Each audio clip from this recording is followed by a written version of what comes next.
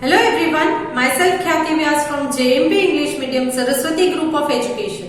Today I am conducting this session for grade 3, subject is SS. We are discussing chapter number 7 and this is my session number 1 for this chapter. So kids, this chapter's name is Chennai. So what do you think Chennai is?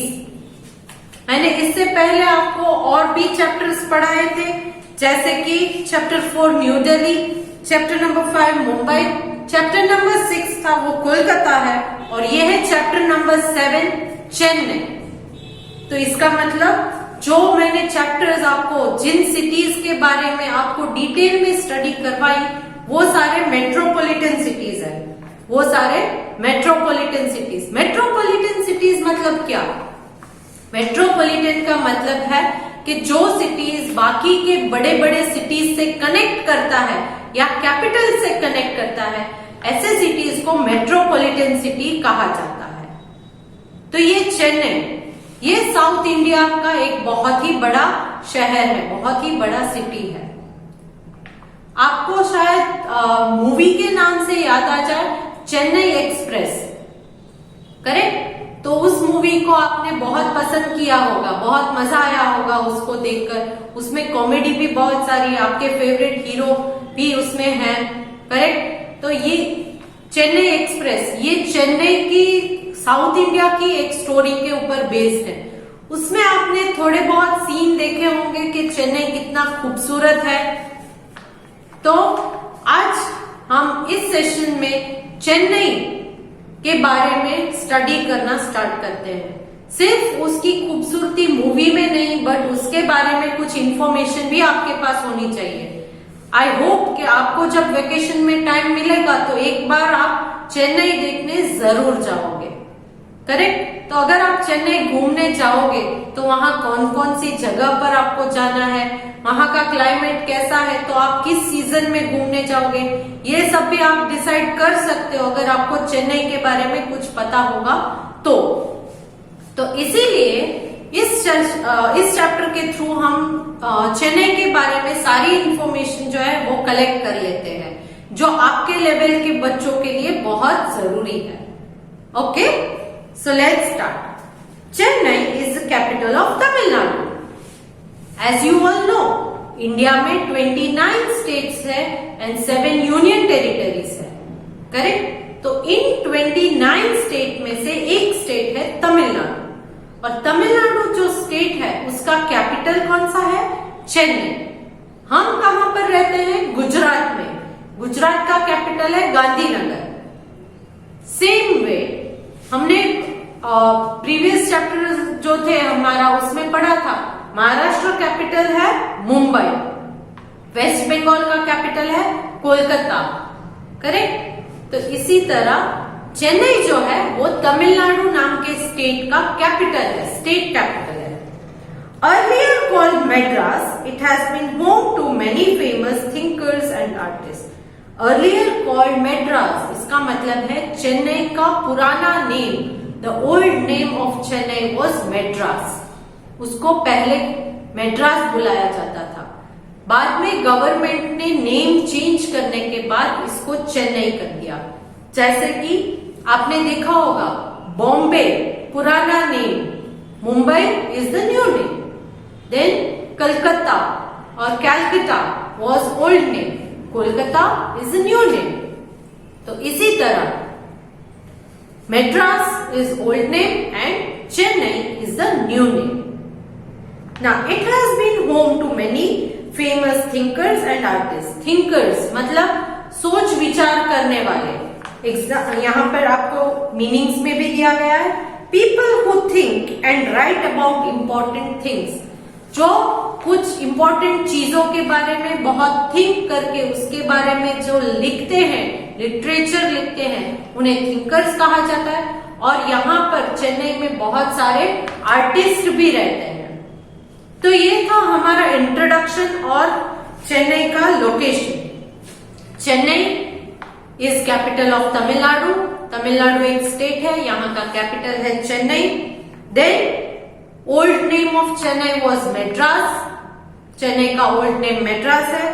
ये एक famous place है जहां पर बहुत सारे thinkers and artist रहते हैं। Next talking about the history of Chennai.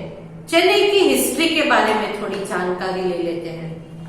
As Chennai is located on Bay of Bengal, it has always attracted traders and merchants. क्योंकि ये बे ऑफ बंगाल इंडिया में ईस्टर्न साइड में जो वाटर बॉडी है वो है बे ऑफ बंगाल, करेक्ट। तो ये बे ऑफ बंगाल के नजदीक है तमिलनाडु, जिसका कैपिटल है चेन्नई। तो Chennai is located near Bay of Bengal. It has always attracted traders and merchants, और इसीलिए जो ट्रेडर्स यानी बिजनेस करने वाले और मर्चेंट्स अपनी चीजों को बेचने वाले जो फॉरेन कंट्रीज से यहाँ आते हैं, that is through waterway. Waterway से जो लोग आते हैं शिप्स में ट्रैवल करके, उन लोगों के लिए चेन्नई पहुंचना बहुत ही आसान है, क्योंकि ये बे ऑफ बंगाल के किनारे पर ही सिचुएटेड है। So Chennai, as it is located on the Bay of Bengal, it has always attracted traders and merchants. इसीलिए फॉरेन कंट्रीज से ट्रेडर्स एंड मर्चेंट्स जो है, जो यहाँ से चीजें ले जाते हैं और अपने देश में बेचते हैं, या कभी कभी अपने देश से कुछ चीजें ले आकर हमारे देश में बेचते हैं, उन लोगों के लिए चेन्नई जो है वो बहुत ही आसानी से पहुंचने लायक जगह है इंडिया का। This area was a part of the powerful ancient kingdoms of south India. यहाँ पुराने जमाने में जब राजा महाराजाओं का जमाना था, तब ये एक बहुत इंपॉर्टेंट और बहुत ही पावरफुल किंगडम्स जो साउथ इंडिया के हैं वो यहाँ पर थे, such as the Cholas and the Pallava kingdoms. South India के जो किंगडम्स हैं उनमें से एक चोला किंगडम, एक पल्लवा किंगडम, ये सारे बहुत बड़े बड़े किंगडम्स और पावरफुल किंगडम्स थे जो यहाँ पर अपना राज्य चलाते थे। आपने नॉर्थ इंडिया में मुगल्स का देखा होगा, करेक्ट। उसी तरह साउथ इंडिया में इन लोगों का राज्य चलता था, चोलास एंड द पल्लवास। तो उन लोगों का ये मेन सेंटर हुआ करता था Chennai. So this area was a part of powerful ancient kingdoms of south India such as the Chola and the Pallava kingdoms. The Portuguese traders came here in 16th century CE। So यहाँ पर 16th century CE में, 16th century, अभी कौन सी century चल रही है? 21st century। तो just think, 1 century मतलब 100 years, तो ये 21st century है। तो 16th century CE में पोर्चुगीज ट्रेडर्स यहाँ पर आए थे। पोर्चुगल से लोग, पोर्चुगल के लोगों को पोर्चुगीज कहा जाता है। सो पोर्चुगीज ट्रेडर्स यहाँ पर आए थे 16th century CE में, followed by the Dutch and the British. और उनके बाद, पोर्चुगीज के बाद, पोर्चुगीज के लोगों को, पोर्चुगल के लोगों को फॉलो करते हुए पीछे पीछे डच और ब्रिटिश के लोग यहाँ पर इंडिया में आए थे। In 1644 CE, the British built Fort St. George along the southeastern coast of the region. फिर 1644 CE में ब्रिटिशर्स ने फोर्ट सेंट जॉर्ज यहाँ पर बनवाया था। कहाँ बनवाया था? South eastern coast in the region. इस रीजन के south eastern coast, south eastern coast किसे कहा जाता है? See I am showing you the direction. Direction है, ऊपर है नॉर्थ, ये है ईस्ट, ये है साउथ, ये है वेस्ट। तो नॉर्थ एंड ईस्ट के बीच जो आता है उसे नॉर्थ ईस्ट कहा जाता है। नॉर्थ एंड वेस्ट के बीच जो आता है उसे नॉर्थ वेस्ट कहा जाता है। साउथ एंड वेस्ट के बीच है वो है south west. South and east के बीच है वो है साउथ ईस्ट। सो ब्रिटिशर्स ने 1644 CE में फोर्ट सेंट जॉर्ज बनवाया था। कहाँ बनवाया था? South eastern coast, south eastern coast इस तरफ इंडिया में, यहाँ इस तरफ साउथ ईस्टर्न कोस्ट में इसे बनवाया था फोर्ट सेंट जॉर्ज को। Gradually the city of Madras that is now Chennai developed around the fort. तो ग्रेजुअली मतलब धीरे धीरे करके ये फोर्ट जो बनवाया था फोर्ट सेंट जॉर्ज, उसके आजू बाजू में एक सिटी डेवलप होने लगा जिसको हम मेड्रास कहते हैं, दैट इज नाउ चेन्नई, जिसको हम आज चेन्नई के नाम से जानते हैं। तो ये धीरे धीरे डेवलप होने लगा। So now what was Chennai earlier called? Chennai का पुराना नाम क्या था? Do you remember? Yes, it is Madras, it is Madras. So history में हमने क्या पढ़ा? The Chennai is located on the Bay of Bengal, so it attracted many traders and merchants.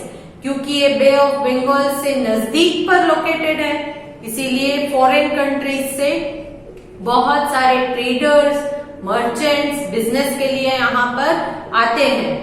क्यों? क्योंकि यहाँ आसानी से उनकी शिप्स जो है वो आकर हॉल्ट कर सकती है। हॉल्ट मतलब रोकना, वो हॉल्ट करती है शिप्स, फिर उन शिप्स में से गुड्स जो है उनको लोड और अनलोड किया जाता है। लोड मतलब क्या? अगर वो फॉरेनर्स हमारी कंट्री में से कुछ लेकर जाते हैं सामान, मतलब के गुड्स, तो उन्हें शिप्स में हम जो अंदर रखते हैं उसे कहते हैं लोड करना। और अनलोडिंग मीन्स क्या? अनलोडिंग मीन्स अगर वो अपनी कंट्री से अपना कुछ सामान लेकर आते हैं और यहाँ हमारी कंट्री में बेचते हैं, तो वो क्या करते हैं, वो अपने गुड्स को उतारते हैं, शिप में से नीचे उतारते हैं, तो उसे कहते हैं अनलोडिंग। तो यहाँ जो है चेन्नई में बे ऑफ बंगाल जो वाटर बॉडी है बहुत बड़ी, वहां उसके किनारे पर लोकेटेड है। इस वजह से फॉरेन से बहुत सारी शिप्स यहाँ आकर रुकती है और यहाँ उनमें से गुड्स का लोडिंग एंड अनलोडिंग होता है, जिसकी वजह से ये जो है, ये सिटी जो है चेन्नई का, वो फॉरेन के ट्रेडर्स एंड मर्चेंट्स को बहुत अट्रैक्ट करती है, क्योंकि उनके लिए इंडिया में अंदर घुसने के लिए चेन्नई सबसे आसान रास्ता है। सिमिलरली मुंबई भी बहुत आसान है, क्योंकि ये अरेबियन सी जो हमारी वेस्टर्न साइड में है, इंडिया के वेस्टर्न साइड में अरेबियन सी है, यहां से भी वो एंटर कर सकते हैं। तो ये चेन्नई में merchants and traders easily India में अंदर आ सके, इसीलिए वो चेन्नई को अपना मेन पोर्ट मानते हैं। This area was part of powerful ancient kingdoms of South India such as Chola and the Pallava kingdoms. ये चेन्नई जो है वो साउथ इंडिया के जो बड़े बड़े पावरफुल किंगडम्स है उनका मेन रीजन, मेन पार्ट माना जाता था। तो कौन कौन से बड़े किंगडम्स थे साउथ इंडिया में? चोलास एंड पल्लवास। तो ये साउथ इंडिया के बड़े पावरफुल किंगडम्स थे जिन्होंने यहाँ चेन्नई में बहुत सालों तक अपना राज्य चलाया था, अपना हुकुम चलाया था। The Portuguese traders came here in 16th century CE. सबसे पहले जब एरोप्लेन, ट्रेन सब नहीं थी, या आपका बस है या कार है, ऐसे जो व्हीकल्स नहीं थे, तब आपको पता है कि बोट्स एंड शिप्स तो चलती होंगी, शिप्स शायद नहीं होंगी बट बोट तो होगी, करेक्ट, जो हम इंसान उसे रॉ कर सके, तो ये तो होगा ही। तो फॉरेन से बोट्स को लेकर सबसे पहले इंडिया में 16th सेंचुरी सीई में जो है पोर्चुगल से लोग आए थे, पोर्चुगीज लोग। तो ये पोर्चुगीज लोगों ने सबसे पहले यहाँ से अपना बिजनेस स्टार्ट किया। वो इंडिया से आपको आगे के ग्रेड में आएगा। पोर्चुगीज लोग इंडिया क्यों आते थे? इंडिया के मसाले बहुत फेमस है, स्पाइसेस, मसालों को स्पाइसेस कहा जाता है, तो इंडिया के मसाले बहुत फेमस है। और इंडिया का कपड़ा, क्लोथ बहुत फेमस था तब, तो इसलिए कपड़ा ले जाने के लिए और मसालों को, स्पाइसेस को ले जाने के लिए पोर्चुगल के लोग यहाँ Portuguese people used to come to India. और इन पोर्चुगीज ने जब ये सी रूट निकाला इंडिया पहुंचने के लिए, तो उनको फॉलो करते हुए Dutch and the British had also come. उनको फॉलो करते हुए डच वाले, ब्रिटिश वाले लोग, सारे लोग इंडिया में आने लगे जस्ट फॉर ट्रेडिंग के लिए। बाद में आपको ऑलरेडी पता ही है कि ब्रिटिशर्स ने तो सिर्फ ट्रेडिंग के नाम पर धीरे धीरे अपना हुकूमत यहाँ जमा दिया था और हमको इंडियंस को उनका गुलाम बना दिया था। And then we had a big fight, उनके साथ फ्रीडम स्ट्रगल करनी पड़ी, अपनी आजादी के लिए लड़ाई बड़ी सी लड़नी पड़ी और फाइनली हमें आजादी मिल गई 1947, 15 अगस्त 1947 को हमें आजादी मिल गई ब्रिटिशर्स से, करेक्ट। तो इसलिए 16th सेंचुरी में जब पोर्चुगल के लोग यहाँ आए थे ट्रेडिंग के लिए, उनको फॉलो करते हुए ही डच और ब्रिटिश के लोग भी यहाँ आए थे फॉर ट्रेडिंग। देन ब्रिटिशर्स ने यहाँ पर Fort Saint George south eastern side में बनवाया था और इस फोर्ट के आजू बाजू में बाद में उन्होंने एक छोटा सा सिटी डेवलप किया था और इस सिटी का नाम था मैड्रास, जिसको आज हम चेन्नई के नाम से जानते हैं। Now next talking about the climate. Chennai, तो चेन्नई अगर आप घूमने के लिए जाना चाहते हो तो कौन सी सीजन में जाओगे? सीजन कितनी है? मेन सीजन 3 है, समर, विंटर, मॉनसून। तो अगर आप चेन्नई घूमने के लिए जाना चाहते हो तो किस सीजन में जाओगे? समर में, मॉनसून में या विंटर में? ये सिलेक्ट करना है। तो आपको ये पता होना चाहिए कि चेन्नई का क्लाइमेट कैसा होता है, समर के सीजन में चेन्नई कैसा होता है, मॉनसून में किस तरह का क्लाइमेट होता है एंड विंटर में चेन्नई का क्लाइमेट किस तरह सा होता है, ये आपको पता होना चाहिए। तो आप आसानी से सिलेक्ट कर पाओगे कि आपको कब यहाँ एंजॉय कर सकते हो। So let us see what is the type of climate that Chennai has. The climate of Chennai is warm and humid. Hot नहीं है, वार्म मतलब बहुत ज्यादा गर्म नहीं होता है, बहुत ज्यादा गर्मी नहीं होती है, वार्म होता है। एंड ह्यूमिड, ह्यूमिड मतलब भेज वाला, क्योंकि ये जो है वाटर बॉडी से नजदीक है, बे ऑफ बंगाल वाटर बॉडी उससे बहुत ज्यादा नजदीक है, तो बट ऑब्वियस है कि उसके एनवायरनमेंट के अंदर पानी का थोड़ा बहुत तो पार्ट होगा ही। उसकी जो सराउंडिंग्स में जो एयर है, आई एम सॉरी, उसकी सराउंडिंग में जो एयर है उसमें वाटर पार्टिकल्स रहेंगे। क्यों? क्योंकि जो वाटर बॉडी है बे ऑफ बंगाल, उसमें से सन की गर्मी की वजह से जो वाटर इवोपरेट होता है वो वहां की एयर में फैला हुआ होता है, इसीलिए यहाँ का क्लाइमेट वार्म है, साथ ही साथ ह्यूमिड भी है।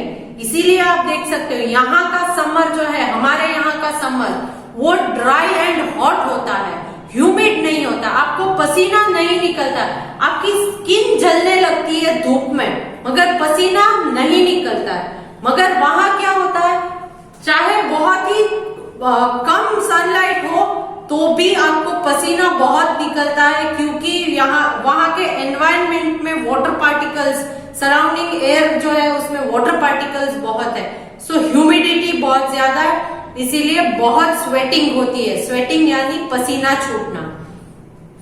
तो the climate of Chennai is warm and humid. It is generally hot through out the year.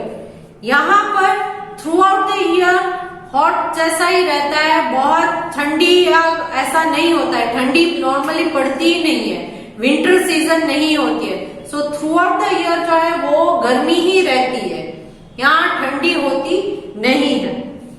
The city receives rainfall in winter. और यहाँ जब नॉर्मली सब लोगों को विंटर्स होते हैं तब यहाँ पर रेनफॉल होता है, बारिश होती है। नॉर्मली विंटर में ठंडी पड़नी चाहिए मगर इन लोगों को विंटर में रेनफॉल होता है, बारिश होती है, और थ्रू आउट द ईयर जो है वो गर्मी ही रहती है। यहाँ विंटर्स की ठंडी जो है वो ठंडी नहीं पड़ती है। Clear? So this was regarding the climate of Chennai. So here I think I would like to end today's session. आज का सेशन हम यहीं तक रखते हैं. नेक्स्ट सेशन में हम tourist attractions of Chennai and people and government of Chennai in दो टॉपिक्स को लेंगे. तो आज के सेशन में हमने लोकेशन ऑफ चेन्नई इसके बारे में डिटेल स्टडी की कि चेन्नई जो है वो तमिलनाडु का कैपिटल है. अर्लियर नेम इसका था मैड्रास. ओके. और फिर उसकी हिस्ट्री के बारे में पढ़ा कि चेन्नई जो है क्योंकि ये बे ऑफ बंगाल से नजदीक है इसीलिए ये बहुत सारे ट्रेडर्स एंड मर्चेंट्स को अट्रैक्ट करते हैं फॉरेन कंट्रीज से. 16th सेंचुरी सीई में पोर्चुगीज यहाँ पर आए थे और उनको फॉलो करते हुए डच एंड ब्रिटिश के लोग आए थे. फिर 1644 सीई में ब्रिटिशर्स ने यहाँ पर फोर्ट सेंट जॉर्ज बनवाया था और इस फोर्ट सेंट जॉर्ज के आजू बाजू में धीरे धीरे एक सिटी डेवलप होने लगा जिसका नाम था मैड्रास, जो आज हम चेन्नई के नाम से मैड्रास को जानते हैं. So then we discuss the climate. Climate में हमने पढ़ा कि ये वार्म एंड ह्यूमिड क्लाइमेट रहता है and hot through out the year. Through out the year गर्मी ही रहती है, ठंडी नहीं होती है. एंड विंटर सीजन में यहाँ पर बारिश होती है. विंटर सीजन में बारिश होती है. So okay, now I am sending a PDF regarding the topic that we discussed in today's session. इस PDF में आपको worksheet fill in the blanks based मिलेगी जिनके आंसर्स आपको हिंट बॉक्स में दिए गए हैं. आपको सिर्फ ब्लैंक्स में अप्रोप्रिएट आंसर्स को सिलेक्ट करके उन्हें फिल करना है. If you are finding it difficult, go through the textbook. You will find the answers in your textbook. Okay. And I want you all to read the chapter till where we have discussed in today's session. आज के session में हमने जितना discuss किया है वहां तक आप अपने चैप्टर को पढ़ोगे अपनी टेक्स्ट बुक में से. ओके. तो चलो, I hope you will complete your work on time and we will see you in the next session. Bye.